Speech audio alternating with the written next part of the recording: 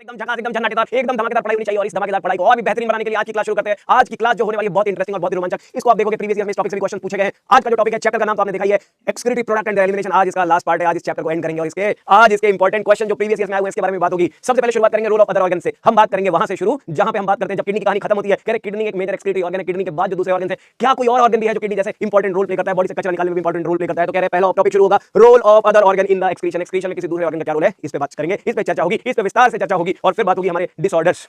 हर chapter में disorder part जरूर पढ़ना है, बहुत इंपॉर्टेंट है, इसे नहीं छोड़ना। इस पे क्वेश्चन जरूर पूछा जाएगा नीट में, इसलिए आप इस पे जरूर ध्यान देंगे। इसको नहीं छोड़ना है, ध्यान से सुनेंगे। और फिर शुरुआत होगी कुछ पीवाईक्यू प्रीवियस ईयर के कुछ क्वेश्चन जो कि इंपॉर्टेंट है, जो पिछले सालों में पूछे गए हैं, उन पे डिस्कशन किया जाएगा। तो मतलब आज का सेशन बहुत इंपॉर्टेंट होने वाला है। इस चैप्टर को एंड भी करेंगे। इस चैप्टर को एंड करने के साथ साथ प्रीवियस ईयर के क्वेश्चन भी डिस्कस हो जाएंगे और यहां पे आप इस चैप्टर को वाइंड अप कर दोगे और नए चैप्टर की शुरुआत नेक्स्ट क्लास में होगी। शुरुआत करते हैं आज के इस बेहतरीन सेशन की। बच्चों love you love you love you मेरे बच्चों, तुम लोग लव यू, बहुत सारा प्यार। तो शुरुआत करते हैं। सबसे पहला टॉपिक रोल ऑफ ऑर्गन्स, जो कि किडनी के अलावा है, जो एक्सक्रीशन में रोल प्ले करते हैं। और जैसे कि हम जानते हैं बॉडी से कचरे को निकालना, बॉडी से मेटाबॉलिक वेस्ट को निकालना ही एक्सक्रीशन है। और एक्सक्रीशन में सबसे मेन रोल प्ले करता है जो नाइट्रोजन टॉक्सिक मेटाबॉलिक वेस्ट हमारी बॉडी का, जैसे कि हम यूरिया की बात करते हैं तो यूरिया को, ड्रग्स को, एंटीबायोटिक्स को या एक्सेस ऑफ द कंटेंट जो हमारी बॉडी में कोई भी है उसे निकालने में किडनी का बहुत इंपॉर्टेंट रोल है। आज जो बात हो रही है वो है सम अदर ऑर्गन्स, कुछ और ऑर्गन जिनमें इंपॉर्टेंट नाम आते हैं आपकी स्क्रीन पर। आपकी स्क्रीन पर जो इंपॉर्टेंट नेम आते हैं, एक आता है आपके लंग्स का। सबसे पहले हम बात करते हैं लंग्स। लंग्स एक इंपॉर्टेंट ऑर्गन है जो हमारी बॉडी से टॉक्सिक सब्सटेंस निकालने में मदद करता है, कचरा निकालने में मदद करता है, वेस्ट निकालने में मदद करता है। तो लंग्स हो गया पहला। और दूसरा हम बात करेंगे किसकी, हमारा प्यारा लिवर। लिवर को हम समझते हैं कि खाली डाइजेस्टिव सिस्टम से ही एसोसिएटेड है, हाँ होता है, लेकिन लिवर मल्टीपल रोल प्ले करता है। मेटाबॉलिज्म, हमारे शरीर में होने वाली मेटाबॉलिक एक्टिविटीज का ये बैकबोन कहा जाता है, ये भी बहुत इंपॉर्टेंट रोल प्ले करता है एक्सक्रीशन में। और तीसरा जो इंपॉर्टेंट ऑर्गन होगा जिसके बारे में डिस्कशन करेंगे, वहां पे हमारी स्किन भी इंपॉर्टेंट रोल प्ले करती है। स्किन में कुछ ग्लैंड्स पाई जाती है जो इंपॉर्टेंट रोल प्ले करती है कचरा निकालने में, वेस्ट निकालने में हमारी मदद करती है, हमारी बॉडी को हेल्प करती है। आज उसके बारे में बात करेंगे। शुरुआत करते हैं सबसे पहले बिना लेट किए हुए lungs as excretory organ. Lungs की बात करेंगे एज एक्सक्रीटरी ऑर्गन। तो जैसा कि आप सभी जानते हैं कि लंग्स जो होते हैं रेस्पिरेटरी ऑर्गन होते हैं। लंग्स जो होते हैं वो रेस्पिरेटरी ऑर्गन है और इसकी मदद से हमारी बॉडी में ब्रीदिंग, ऑक्सीजन की अवेलेबिलिटी टिश्यू तक कराने के लिए, ऑक्सीजन को ब्लड में पहुंचाने के लिए लंग्स वो स्ट्रक्चर है जो गैसियस एक्सचेंज में पार्टिसिपेट करता है, कंडक्शन ऑफ द एयर में पार्टिसिपेट करता है। रेस्पिरेटरी ट्यूब पाई जाती है इसी में। तो कह रहे lungs help in gaseous exchange, लेकिन along with gaseous exchange, along with oxygen availability helps in removal of important metabolic waste. इसमें हेल्प्स, लंग्स जो होते हैं that help in removal of carbon dioxide. जैसा कि हम सभी जानते हैं हमारे टिश्यूज, हमारे बॉडी में excess of the carbon dioxide अगर एक्यूमुलेट हो जाए तो एक्सेस कार्बन डाइऑक्साइड, CO2 बढ़ेगी तो एसिडिक प्रॉपर्टी बढ़ेगी, H+ आयंस की कंसंट्रेशन बढ़ेगी और H+ बढ़ेगा, पीएच अगर एसिडिक होने लगेगा तो रेस्पिरेटरी एसिडोसिस टर्म हम यूज करते हैं, हमने पढ़ा था, एसिडिक एनवायरनमेंट बढ़ जाएगा। इसलिए कार्बन डाइऑक्साइड जो एसिडिटी बढ़ाने में रिजल्ट करता है, इस कार्बन डाइऑक्साइड का निकलना बहुत जरूरी है। तो सिग्निफिकेंट, बहुत इंपॉर्टेंट रोल प्ले करता है ये जो लंग्स है रिमूवल ऑफ कार्बन डाइऑक्साइड में। कार्बन डाइऑक्साइड का रिमूवल होता है on an average 200 ml of carbon dioxide पर मिनट के रेट से हमारी बॉडी में लंग्स की मदद से इन्हें निकाला जाता है। 200 ml कार्बन डाइऑक्साइड को बॉडी से निकाला जाता है पर मिनट। तो कार्बन डाइऑक्साइड जो कि इंपॉर्टेंट मेटाबॉलिक वेस्ट है, जैसा कि हम जानते हैं, जैसा कि हम जानते हैं हमारे टिश्यूज में, हमारी सेल्स में, हमारी टिश्यू में, हमारी सेल्स में इंपॉर्टेंट मेटाबॉलिक रिएक्शन के दौरान जब हम मेटाबॉलिक रिएक्शन की बात करते हैं, मेटाबॉलिज्म की बात करते हैं, तो यहाँ पे कार्बोहाइड्रेट C6H12O6 ये ऑर्गेनिक कंपाउंड को ऑक्सीजन की प्रेजेंस में जलाया जाता है इस कार्बोहाइड्रेट को ऑक्सीजन की प्रेजेंस में। और जो प्रोडक्ट बनता है, इस प्रोडक्ट का नाम होता है CO2 and H2O। CO2 and H2O ये मेटाबॉलिक प्रोडक्ट बनते हैं। अल्टीमेटली सेलुलर रेस्पिरेशन के बाद हमें एनर्जी तो मिलती है, नो डाउट हमें एनर्जी मिलती है, ऊर्जा की प्राप्ति होती है, हमें ऊर्जा की प्राप्ति होती है। ये बात और है कि हमें ATP मिलती है, कोई बात नहीं कह रहे, लेकिन ये जो मेटाबॉलिक वेस्ट जनरेट हुआ है, ये जो कार्बन डाइऑक्साइड जनरेट हुई है, ये जो वाटर जनरेट हुआ है, कह रहे हैं ये हमारी बॉडी में जब ज्यादा हो जाएगा, एक्सेस हो जाएगा तो इन्हें रिमूव करना पड़ेगा। एनीथिंग एक्सेस, मैंने बताया था, अनवांटेड अनडिजायरेबल हो जाए तो वही कचरा, वही वेस्ट बन जाता है। तो कह रहे हैं ये जो CO2 या H2O बॉडी में एज अ वेस्ट है, इनको ट्रांसपोर्ट किया जाता है वाया ब्लड इन्हें ट्रांसपोर्ट किया जाता है और इन्हें पहुंचाया जाता है एक्चुअल साइट ऑफ डिफ्यूजन पे, जहां पे आपके जो लंग्स होते हैं, ये जो लंग्स हैं ये इंपॉर्टेंट रोल प्ले करते हैं for the removal of this carbon dioxide. क्या करता है ये हेल्प करता है कार्बन डाइऑक्साइड के रिमूवल में। जो कार्बन डाइऑक्साइड है यहाँ एक्सचेंज की जाती है और आसानी से निकाल दी जाती है। तो CO2 के रिमूवल में इंपॉर्टेंट रोल प्ले कर रहा है आपके लंग्स। लेकिन इतना ही नहीं, इसके साथ ही साथ हम अपने रेस्पिरेटरी ट्यूब, अपने लंग्स की मदद से सिग्निफिकेंट क्वांटिटी ऑफ वाटर, ये देखें कह रहे ये तो हमने कार्बन डाइऑक्साइड निकाली, कह रहे कार्बन डाइऑक्साइड के साथ साथ द एयर वी एक्सहेल, जो एयर हम एक्सहेल करते हैं सर्दियों में, आपने देखा होगा कभी मिरर पे कभी किसी ग्लास सरफेस पे आप करते हो, मोबाइल फोन लेकर के उस पे करोगे, आपको दिखेगा कुछ वेपर्स उस पे जमे हुए दिखाई देंगे। मतलब जब हम एक्सहेल करते हैं तो इसमें से कुछ क्वांटिटी वाटर की भी हम लॉस करते हैं। On an average per day 400 से 500 ml हम एक्सहेलेशन में लॉस करते हैं। The air we exhale also include water. ध्यान से सुनेंगे, कह रहे नॉर्मली हम ड्यूरिंग एक्सहेलेशन जब हम एक्सहेल करते हैं, एक्सहेलेशन के टाइम पे during exhalation the CO2 mainly CO2 and also water in vapour form, water को हम लॉस करते हैं in the vapour form. Water vapours are lost during exhalation, these waste are removed from the body. मतलब lungs भी एक excretory organ की तरह act कर रहा है। ध्यान रखेंगे मेनली एक्सक्रीटरी ऑर्गन नहीं होता, लेकिन एक्सक्रीशन में रोल प्ले कर रहा है। रोल ऑफ अदर ऑर्गन, यानी इनका कुछ रोल एक्सक्रीशन में, मतलब ये भी कंट्रीब्यूट करते हैं एक्सक्रीशन में। बट किडनी के अलावा हम अगर लंग्स की बात करें तो lungs are not the excretory organ. ध्यान रखेंगे, these are organs which are associated with some amount of waste removal. जैसे कि कार्बन डाइऑक्साइड सिग्निफिकेंटली रिमूव करता है। वाटर की भी क्वांटिटी आप देखो, per day approximately ½ litre 500 ml water का हम लॉस करते हैं वेपर फॉर्म में। 500 ml हम एक्सहेल करके लॉस करते हैं, तो lungs help in removal of carbon dioxide during exhalation CO2 mainly and water vapours are removed from the body, मतलब lungs play also some role. एक पहला हो गया लंग्स, पहला ऑर्गन जो मैंने बताया ये ऑर्गन है लंग्स जो हेल्प कर रहे हैं रिमूवल ऑफ वेस्ट में, तो एक है लंग्स, दूसरा पढ़ेंगे लिवर, तीसरा पढ़ेंगे स्किन। तो जरा वन बाय वन फटाफट देखेंगे। पहला हो गया लंग्स। अगला नेक्स्ट पढ़ते हैं अबाउट सेकंड ऑर्गन जिसका नाम है लिवर। लिवर को हम कहते हैं हेपर, लिवर का नाम हेपर भी होता है। ये largest gland of the human body है। Liver is the largest gland of the human body, largest gland in human body, human body में लार्जेस्ट ग्लैंड है, ह्यूमन बॉडी में excuse me largest gland in human body is our liver. Human body का सबसे बड़ा gland है ये। कह रहे हैं ये लोकेटेड होता है एब्डोमिनल कैविटी में, it is located in abdominal cavity, हमारे एब्डोमेन में, एब्डोमिनल कैविटी में लोकेटेड होता है, डायफ्राम के जस्ट नीचे, डायफ्राम के जस्ट नीचे राइट साइड में। कहां पे? एब्डोमिनल कैविटी में राइट साइड में लोकेटेड होता है, just below the diaphragm, right side में लोकेटेड ये इंपॉर्टेंट ऑर्गन लिवर जो कि जस्ट बिलो द डायफ्राम है। अगर हम इसकी लोकेशन को डायग्रामेटिकली समझें, अगर हम इसको थोड़ा डायग्राम से समझने की कोशिश करें तो आप देखोगे कि हमारा लिवर, ये अगर हम समझें, ये अगर समझें हमारा फूड पाइप है इसोफेगस, तो इस इसोफेगस को थोड़ा सा ऐसे मोड़ेंगे हम, इधर जाने देंगे लेफ्ट साइड की तरफ, और जब ये हमारा इसोफेगस लेफ्ट साइड में जाएगा तो इससे कनेक्ट होगा एक जे शेप्ड ऑर्गन, एक जे शेप्ड ऑर्गन कनेक्ट होगा। इस जे शेप्ड ऑर्गन का नाम होगा, इस जे शेप्ड ऑर्गन का नाम होगा स्टमक, और फिर आएगा सी शेप्ड ऑर्गन जिसका नाम होगा डिओडिनम, स्मॉल इंटेस्टाइन का हो गया डिओडिनम। अब कह रहा हूं मैं कि अब यहीं पे आपका ये डायफ्राम है, ये जो है ये आपका डायफ्राम है। कौन है ये आपका डायफ्राम है, ये आपका प्यारा डायफ्राम है, ये डायफ्राम है। उसके नीचे ये एब्डोमिनल कैविटी शुरू हो चुकी है, इसी डायफ्राम के जस्ट नीचे आपकी प्यारी लिवर, आपकी प्यारी लिवर की लोकेशन यहीं होती है, यहीं पाई जाती है आपकी लिवर। क्या पाई जाती है? ये जो लिवर है, ये यहीं पाई जाती है। कहाँ पाई जाती है? ये पाई जाती है राइट साइड में एब्डोमिनल कैविटी में, डायफ्राम के जस्ट नीचे, डायफ्राम के जस्ट नीचे आपकी ये लिवर। लोब्ड स्ट्रक्चर आप देखो, लिवर में लोब्स होते हैं, राइट लोब और लेफ्ट लोब। तो लिवर में आपको दिखाई देंगे दो लोब, मिस्टर जॉय लोबो दिखाई देंगे आपको, जॉय लोबो दिखाई देंगे। दो लोब्स होते हैं, राइट लोब और लेफ्ट लोब। ये आपका लिवर जो कि largest gland of the body है, largest gland of the body, और इसमें आपको दो लोब्स दिखाई दे रहे हैं, राइट और लेफ्ट। अगर नहीं दिखाई दे रहे हैं तो मैं डिवाइड कर देता हूं ताकि आपको ये दिखाई दे, ताकि आपको ये दो लोब्स प्रॉपर दिखाई दे। ये देखें, ये दो लोब होते हैं लिवर के इस तरीके से। तो लिवर एक बाई लोब्ड ऑर्गन जिसमें दो लोब्स होते हैं, और इसकी पाइपें जो होती हैं, लिवर की जो पाइपें होती हैं, ये जो इसकी डक्ट होती है, लिवर की डक्ट जो होती है, ये देखें, ये लिवर की डक्ट है, ये लिवर की डक्ट है जो पैनक्रियास की डक्ट से, ये देखो एक और ग्लैंड है यहाँ पे, कह रहे हैं उस ग्लैंड की डक्ट से जुड़ी हुई होती है। एक और ग्लैंड आपकी यहाँ पे पाई जाती है, उसी ग्लैंड से लिवर की डक्ट भी जुड़ी होती है। ये आपकी पैनक्रियास बहन जी हैं, ये पैनक्रियास दीदी हैं, पैनक्रियास दीदी हैं, ये रही आपकी पैनक्रियास, ये रहा पैनक्रियास। कह रहे पैनक्रियास से आकर के लिवर की डक्ट कनेक्ट होती है। क्वेश्चन है, ये कह रहे हैं जो लिवर से निकल रही डक्ट है, लिवर जो अपना कचरा होता है, या लिवर जो कचरा होता है, उस कचरे को निकालने के लिए किसका सहारा लेता है? तो लिवर से निकलने वाला कचरा हमारे डाइजेस्टिव ट्यूब से ही बाहर निकल जाता है। लिवर की डक्ट जो होती है, जो पाइप होती है, वो हमारे डाइजेस्टिव सिस्टम से जुड़ी होती है, तो लिवर अपना कचरा डाइजेस्टिव सिस्टम की मदद से ही निकाल लेता है। क्वेश्चन उठता है लिवर से रिलेटेड कोई क्वेश्चन अगर पूछा जाएगा तो लोकेशन से रिलेटेड, लोब से रिलेटेड। दो लोब्स होते हैं लिवर में, और ये देखें, ये है आपकी फूड पाइप, इसे मैं लिख देता हूं, ये है आपकी फूड पाइप। थोड़ा ये है फूड पाइप। कौन सी पाइप है? ये फूड पाइप है, इसे इसोफेगस कहते हैं। ये आपका डायाफ्राम है, डायाफ्राम है, ये डायाफ्राम है। ये रहा आपका स्टमक, ये है स्टमक, और ये है लिवर, ये है लीवर। ये है पैनक्रियास। कौन सा क्रियास? ये है पैनक्रियास। और ये है इंटेस्टाइन, स्मॉल इंटेस्टाइन, इसका नाम है डिओडिनम। ये डाइजेस्टिव सिस्टम, इस बार इन लोगों ने क्या किया? गायब कर दिया है, नई वाली एनसीईआरटी से गायब कर दिया, डाइजेस्टिव सिस्टम को इरेज कर दिया, मिटा दिया। लेकिन देखो हमारी मेमोरीज में, हमारी यादों में आज भी डाइजेस्टिव सिस्टम जिंदा है। डाइजेस्टिव सिस्टम को हम रह के पढ़ लिया करते हैं, डाइजेस्टिव सिस्टम के पार्ट्स को हम रह करके याद करते हैं। अभी भी ये हमारी आंखों में जिंदा है, हमारे ब्रेन में अभी भी जिंदा है। हे डाइजेस्टिव सिस्टम, हम तुम्हें नहीं भूलेंगे, हम तुम्हें नहीं भूलेंगे, हम तुम्हें नहीं भूलेंगे। न सिस्टम कोई तेरे बाद आया, न सिस्टम कोई तेरे बाद आया, डाइजेस्टिव सिस्टम तू बहुत याद आया, डाइजेस्टिव सिस्टम तू बहुत याद आया, न सिस्टम कोई तेरे बाद आया, डाइजेस्टिव सिस्टम तू बहुत याद आया। इमोशंस, क्या करें इमोशंस का, कोई बात नहीं। तो देखें, ये आपका लिवर जो है वो उसके डक्ट जो निकल रही है, लिवर की पाइप जो निकल रही है, ये पाइप है। इस लिवर की पाइप को हम हेपेटिक डक्ट कहते हैं, हेपेटिक डक्ट कहते हैं। और इसी डक्ट से लिवर अपने कंटेंट्स को बाहर निकालता है। और लिवर से सीक्रेट होने वाले सबसे इंपॉर्टेंट कंपोनेंट में लिवर सीक्रेट करता है बाइल। क्या करता है? लिवर सीक्रेट करता है बाइल। लिवर एक ऐसा ऑर्गन है, बहुत इंपॉर्टेंट ऑर्गन है। Liver secrets bile which consist. इस बाइल में क्या होता है? बाइल में लिखेंगे बाइल का जो कॉम्पोजिशन होता है, बाइल का जो कॉम्पोजिशन होता है, बाइल की अमाउंट पहले मैं लिख दूं, daily on an average 600 ml से 800 ml पर डे। ये अमाउंट वेरी भी कर सकती है, डिपेंड करती है कि आप अपने खाने में कितना फैट, कितना तीखा, कितना स्पाइसी फूड खाते हो। ज्यादा स्पाइसी फूड खाओगे बाइल का सीक्रेशन बढ़ जाएगा, ज्यादा फैटी फूड खाओगे बाइल का सीक्रेशन बढ़ जाएगा। लेकिन लिवर से जो सबसे इंपॉर्टेंट चीज सीक्रेट हो रही है वो है बाइल। ये है बाइल, और इस बाइल में जो अमाउंट है 600 to 800 ml पर डे, लगभग 1 लीटर के बराबर इसमें होते हैं बाइल पिगमेंट्स होते हैं लिवर में।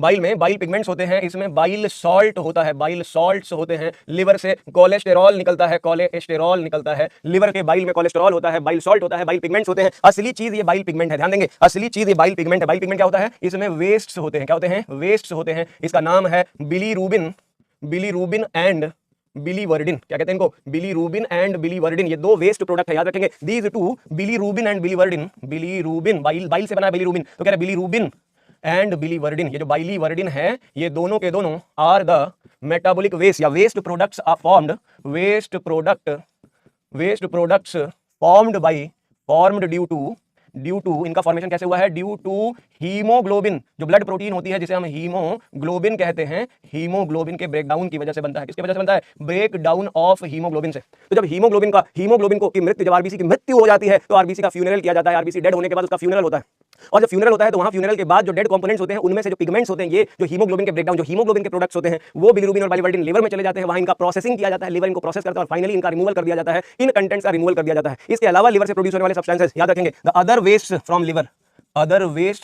लिवर, वेस्ट कोलेस्ट्रॉल के अलावा, मतलब बिलीवर्डिन बिलीरुबिन के अलावा फ्रॉम लिवर, जो लिवर से निकलने वाले अदर वेस्ट होते हैं उसमें आप लिख सकते हो फैट सॉल्युबल विटामिन, जैसे लिख सकते हैं एक्सेसिव फैटी कंपोनेंट, जो भी होंगे फैट से रिलेटेड कंपोनेंट। तो कह रहे हैं लिवर से निकालने के लिए सबसे ज्यादा अमाउंट में तो बिलीरुबिन और बिलीवर्डिन है। इसके अलावा जो कंटेंट्स होते हैं वो लिख सकते हो steroid hormones, degraded steroid hormones, मतलब लिवर वो साइट है जहां पे लिपिड से डेराइव्ड जो हार्मोन्स होते हैं, स्टेरॉइड हार्मोन, उनकी भी प्रोसेसिंग की जाती है और फिर प्रोसेस्ड इन हार्मोन्स को बाहर निकाला जाता है। तो स्टेरॉइड हार्मोन्स को निकाला जाता है यहां से विटामिन्स को निकाला जाता है बाहर, विटामिन्स को निकाला जाता है और कोलेस्टेरॉल को निकाला जाता है, कोलेस्टेरॉल को बाहर निकाला जाता है। इन सारी चीजों को निकालने का जरिया लिवर है, जो इन सारे वेस्ट को निकालने के लिए डाइजेस्टिव सिस्टम का इस्तेमाल करता है। लिखेंगे most of these waste are removed by the help of digestive system, most of these wastes are removed. कैसे रिमूव किए जाते हैं? These waste are removed through या by the help of digestive system. हमारा जो डाइजेस्टिव ट्यूब है, digestive system के through इन कचरों को निकाल देता है। थ्रू फीकल मैटर जो फीसेस होते हैं उनके थ्रू इन्हें निकाल दिया जाता है। आप चाहो तो ये भी लिख सकते हो थ्रू फीसेस, जो फीकल मैटर है उसके थ्रू इन्हें निकाल दिया जाता है। तो इन कचरों को लिवर से निकाला जाता है। तो कोई अगर आपसे क्वेश्चन पूछे लिवर से निकाले जाने वाले वेस्ट में सबसे कॉमन क्या है, बताओगे बाइल पिगमेंट्स होते हैं, जो सबसे कॉमन वेस्ट होते हैं। इसके अलावा जो दूसरे वेस्ट होते हैं वो होते हैं steroid hormones, vitamin and cholesterol. इन कचरों को निकालने के लिए लिवर क्या करता है? ये देखो, लिवर क्या करता है? अपने इन्हीं साइट से कचरे को निकालने के लिए लिवर क्या करता है? वेस्ट को यहां से ऐड कर देता है अपनी डक्ट में, इन पाइप्स में, और ये फिर फीकल मैटर के थ्रू इंटेस्टाइन से बाहर निकाल दिए जाते हैं, फीकल मैटर के थ्रू बाहर निकाल दिए जाते हैं। तो ये है सेकंड मेजर ऑर्गन जो कि एक्सक्रीशन में हेल्प करता है। सेकंड मेजर ऑर्गन 1 हो गया आपका लंग्स, दूसरा हो गया आपका लिवर, तीसरा है स्किन। अगला मेजर ऑर्गन है थर्ड, जिसका नाम है स्किन। जो बच्चे कहेंगे सर आपने टाइम नहीं दिया, हम बोर्ड पे छाप नहीं पाए, ये लो 1 मिनट दे दिया, आप छाप लो, नहीं तो कहोगे सर मैं छापने का मौका नहीं दिया। आप मेरे प्यारे छपेड़ी हिंदुस्तानी हो, जल्दी से छाप लो। छापने के बाद हम शुरुआत करेंगे, तब तक मैं पानी पी लेता हूं, 1 गिलास पानी। जीवन में पानी बहुत जरूरी है, जल ही जीवन है, सारा काम इसी पानी का ही है भाई साहब। तो देखें, कह रहे हैं ये लिवर हो गया। अब अगर हम बात करते हैं अगला, स्किन जो है ये भी एक तरह का एक्सक्रीटरी रोल प्ले करती है। कैसे करती है? आप देखो, स्किन में ग्लैंड्स पाई जाती है। हमारी जो स्किन है, बॉडी की जो सरफेस है, इसमें ग्लैंड्स पाई जाती है। ग्लैंड्स, 2 तरह की ग्लैंड्स होती है यहाँ पे स्किन में। 2 types of glands are present. एक होती है जिसे कहते हैं स्वेट ग्लैंड, हमारी स्किन से स्वेट, पसीना निकलता है, स्वेट ग्लैंड होती है यहाँ पे। एक होती है स्वेट ग्लैंड और दूसरी होती है ऑयल ग्लैंड, जिसे सेबेशियस ग्लैंड कहते हैं। एक होती है स्वेट ग्लैंड और दूसरी होती है ऑयल ग्लैंड, जिसे कहते हैं सेबेशियस ग्लैंड। ये दूसरी ग्लैंड है भाई। तो एक हो गई स्वेट ग्लैंड, दूसरी हो गई सेबेशियस ग्लैंड, ये दोनों स्किन में प्रेजेंट है। स्वेट ग्लैंड जो होती है इसे कहते हैं मोडिफाइड ग्लैंड है, ये इसे सूडोरीफेरिक ग्लैंड भी कहते हैं। स्वेट ग्लैंड को आप कह सकते हो सूडोरीफेरिक ग्लैंड, ये सूडोरीफेरिक ग्लैंड भी कहते हैं स्वेट ग्लैंड को, जो स्किन में पाई जाती है, और ये सीक्रीट करती है स्वेट, सीक्रीट करती है या रिलीज करती है, ऐसे लिखे रिलीज करती है। दिस ग्लैंड रिलीजेज स्वेट, क्या रिलीज करती है? ये स्वेट रिलीज करती है, पसीना रिलीज करती है। इस पसीने का मेन पर्पस, एक्चुअल पर्पस होता है कूलिंग मैकेनिज्म, शरीर को ठंडा करना। जब हम दौड़ रहे होते हैं या मौसम गर्म हो रखा है, हाई टेंपरेचर हो रखा है एटमॉस्फेयर का, तो बॉडी में स्वेटिंग शुरू हो जाती है। या फिर मतलब आप मेटाबॉलिक एक्टिविटी करो, एक्सरसाइज करो, ऐसे में स्वेटिंग होती है। क्या मतलब है? कह रहे हैं जब आपकी बॉडी में गर्मी बढ़ने लगती है, हाई गर्मी, कह रहे जब आपके शरीर में गर्मी बढ़ने लगती है, आपके पसीने टपकने लगते हैं, तो उस टाइम पर पर्पस होता है उस पसीने का कि आपके शरीर के अंदर चल रही गर्मी, आपके शरीर के अंदर का बढ़ रहा तापमान, जो आपके सेल्स की एक्टिविटी को, मेटाबॉलिज्म को अफेक्ट कर सकता है, उस तापमान को ठंडा किया जाए। तो आप देखोगे स्वेटिंग करने का पर्पस जो होता है, जब पर्पस ऑफ स्वेटिंग, पर्पसफुली अगर आप देखोगे तो ये मेनली कूलिंग इफेक्ट है। ये बॉडी की कूलिंग के लिए, कूलिंग ऑफ बॉडी के लिए जाना जाता है। ये बॉडी सरफेस को कूल करने के लिए, cooling of body surface, cooling of body surface, body की सरफेस को कूल करने के लिए स्वेट का इस्तेमाल किया जाता है, पसीने का इस्तेमाल किया जाता है। तो बोलो ये समझ आ रहा है, मेन पर्पस है कूलिंग। लेकिन अब कह रहे हैं इस स्वेट में but the sweat also contains, ये कह रहे हैं ये तो मेनली तो कूलिंग कर रहा है, बट स्वेट ऑल्सो कंटेन्स, इसके अंदर और क्या होता है? स्वेट ऑल्सो कंटेन्स, भाई पसीना बहता है तो नल टपकता है। याद रखेंगे जब पसीना बहता है, किसी मजदूर का पसीना है कातिया, कह रहे हैं वहां से नल जब किसी इंसान का पसीना टपकता है तो उस पसीने में नल टपकता है, जैसे नल खोल दी गई हो, NUL खोल दिया गया है बेटा, ये नल खोल दिया गया है। कभी कभी क्वेश्चन पूछ दिया जाता है कि स्वेट में क्या क्या होता है, तो आप याद रखेंगे पसीने के लिए नल खोल देंगे। नल में क्या होता है? NaCl होता है। नल में एक होता है NaCl, दूसरा होता है यूरिया। कौन होता है? यूरिया। और तीसरा होता है लैक्टिक एसिड। ये मेन कॉन्स्टिट्यूएंट होते हैं आपके स्वेट के। इसके अलावा वाटर तो होगा ही होगा, तो वाटर लॉस करते हैं, लेकिन मेनली स्वेट कंटेन्स नल, NaCl, यूरिया, लैक्टिक एसिड और वाटर। यानी ये हमारे मेन वेस्ट होते हैं। बॉडी में जब एक्सेस हो जाते हैं तो स्वेट के साथ साथ ये भी निकाले जाते हैं। स्वेट में आपके टॉक्सिन्स भी होते हैं। स्वेट में आपके शरीर में जम रहे अंदर की तरफ इनर जो सेल्यूलर, जो सेल के, जो स्किन की सेल्स के टॉक्सिन होते हैं, उसे भी निकाला जा सकता है। मतलब ये जो पसीना निकलना है आपके शरीर के लिए ये जरूरी भी एक तरीके से देखा जाए तो। इसीलिए कहा जाता है आप रेगुलर एक्सरसाइज करें। थोड़ा बहुत एक्सरसाइज, चाहे वो सर्दी हो, चाहे वो गर्मी हो, चाहे जो मौसम हो, थोड़ा बहुत एक्सरसाइज जरूरी है। थोड़ी बहुत स्वेटिंग करें। स्वेटिंग आपके शरीर के अच्छे हार्मोन, खुशियों वाले हार्मोन को बढ़ा देती है, आपको प्लेजर, आपको डिप्रेशन से बचाती है, आपके दिमाग में बढ़ रहे डिप्रेशन, अवसाद या किसी भी टाइप की ऐसी चीज जो आपको नेगेटिविटी की तरफ ले जाती है उससे बचाती है। इसलिए थोड़ा बहुत एक्सरसाइज जरूर करें। थोड़ा बहुत एक्सरसाइज कम से कम 20 से 25 मिनट तक या 30 मिनट तक जो कर सकते हैं वो 15 मिनट में भी कर सकते हैं, जो चाहे वो 15 से 20 मिनट में भी कर सकते हैं। इसलिए आपको बहुत ज्यादा 1 घंटे 2 घंटे खेलने की जरूरत नहीं है। आप 15 से 20 मिनट की एक्सरसाइज स्वेटिंग करके अपने शरीर के कुछ हार्मफुल टॉक्सिन को निकाल सकते हो, एक्सेस सॉल्ट को निकाल सकते हो, और जो खुशी, जो आनंद प्राप्त होगा आपके दिमाग, आपके मन, आपके तन मन धन को, जो तन को और मन को एकदम प्रफुल्लित कर देगा। और जब तन और मन सुरक्षित होंगे, स्वस्थ होंगे, तो धन, कह रहे वही असली धन है। किसी और धन की तरफ मत जाओ बेटा, ये धन काम नहीं आने वाला। तन और मन का धनी होना जरूरी है। एक स्वस्थ शरीर ही स्वस्थ मन और स्वस्थ समाज का निर्माण कर सकता है, और एक स्वस्थ समाज ही सबसे धनी समाज है। अगर आपके पास हेल्थ जैसा धन है तो इससे बड़ा धन कुछ है ही नहीं। अगर आप डॉक्टर बनते हो तो लोगों को आप यही धन देने वाले हो, यही धन, यही मनी, यही सबसे बड़ा धन, जो स्वास्थ्य का धन है, जो हेल्थ का धन है, वो आप देने वाले हो अपने रोगियों को, अपने पेशेंट्स को जो आपके पास आएंगे। तो बनो डॉक्टर, बनो और दुनिया को धनी बना दो, स्वास्थ्य का धनी बना दो बच्चों। लव यू मेरा बच्चा। तो पॉइंट क्या कहता हूं मैं क्या कहना चाहता हूं, स्किन भी एक ऑर्गन है जो कचरा निकालने में हेल्प कर रहा है, जिसमें से एक स्वेट ग्लैंड है और दूसरी होती है सेबेशियस ग्लैंड। ये एक ऐसी ग्लैंड है जो ऑयल ग्लैंड भी कही जाती है, ऑयल ग्लैंड कही जाती है, और इससे सीक्रेट होने वाले केमिकल में ऑयल पाया जाता है। ये ऑयली सीक्रेशन करती है, ये ऑयली सीक्रेशन करती है, और उस ऑयली सीक्रेशन को प्रोड्यूस करती है, प्रोड्यूस एन ऑयली सीक्रेशन, जिसे कहते हैं सेबम। सेबम कहते हैं ये, आप इसे सेबम कह सकते हो। आप रात को अगर सोते हो, सुबह उठते हो, तो आप कभी अपने स्किन के ऊपर हो सकता है, अगर आप कुछ लोगों की त्वचा ज्यादा ऑयली होती है, कुछ की कम ऑयली होती है, लेकिन आपके चेहरे पर, आपके स्किन पर अच्छी नींद लेने के बाद एक अच्छी ऑयल की सरफेस, ऑयल की चमक सी डेवलप होती है। यानी वो ऑयल का सीक्रेशन करके आपकी बॉडी कचरा बाहर निकालती है। जब आप अपनी बॉडी को रिलैक्स करते हो, डिटॉक्सिफाई करते हो, तो शरीर की डिटॉक्सिफिकेशन के बाद आपके शरीर से कुछ कचरा बाहर निकलता है, इस ऑयल के फॉर्म में भी। ये ऑयल केमिकल स्किन की सरफेस पे एक कवरिंग, प्रोटेक्टिव कवरिंग भी देता है, जिससे कोई फॉरेन इन्वेडर आसानी से बॉडी में घुस ना सके। लेकिन इसमें कचरा भी होता है, बॉडी का जो एक्सेस ऑफ द हाइड्रोकार्बन है। दिस सेबम इंक्लूड्स, इसके अंदर क्या होता है बच्चों, इट इंक्लूड्स, इसके अंदर ढेर सारा हाइड्रोकार्बन होता है, इट इंक्लूड्स हाइड्रोकार्बन। इसके अंदर कचरे के फॉर्म में हाइड्रोकार्बन्स होते हैं, इसके अंदर स्टेरॉल्स होते हैं, इसके अंदर स्टेरॉल्स होते हैं, और इनके अंदर वैक्सेस होते हैं। ये लिपिड कंटेंट्स होते हैं जिन्हें कहते हैं लिपिड्स। तो क्या इस ऑयल में हाइड्रोकार्बन, स्टेरॉइडल केमिकल्स, स्टेरॉल्स या वैक्सेस पाई जाती हैं, जो शरीर से हार्मफुल सब्सटेंस या एक्सेस फैट को निकालने में, excess of the organic content या एक्सेस ऑफ द हाइड्रोकार्बन्स को निकालने में मदद करती है। तो सेबेशियस ग्लैंड का सीक्रेशन बॉडी से ऑयल निकालने में मदद करता है, और स्वेट ग्लैंड का secretion salt, urea, lactic acid and water निकालने में मदद करता है। ये दो examples match the column type के क्वेश्चन आ सकते हैं। इधर लिखा होगा स्वेट ग्लैंड, इधर लिखा होगा सेबेशियस ग्लैंड, और इधर लिखे होंगे सीक्रेशन के नाम, आपको मैच करने के लिए दिया जा सकता है। तो ये आप ध्यान रखेंगे।